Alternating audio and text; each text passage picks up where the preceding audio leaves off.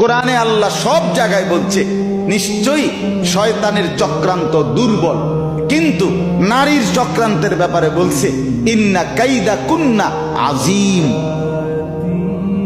নারীর চক্রান্ত ভয়ানক, ভয়ানক।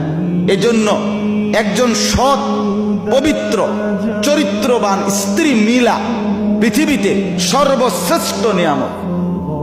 কোন মানুষ, হাদিসে আছে আল্লাহ নবী সাল্লাল্লাহু আলাইহি ওয়াসাল্লাম বলেন, মাস্তাফাদাল মুমিনু মিন বাদি তাকওয়াল্লাহ আল মারআতুস সালিহা। কোন মুমিন বান্দা আল্লাহকে তাকওয়া, আল্লাহর ভয়, আল্লাহর ইবাদত করবার পরে দুনিয়ায় যত কিছু অর্জন করলো তন্মধ্যে সর্বশ্রেষ্ঠ নিয়ামত হলো একজন পবিত্রা সতী সাধ্বী চরিত্রবান স্ত্রী।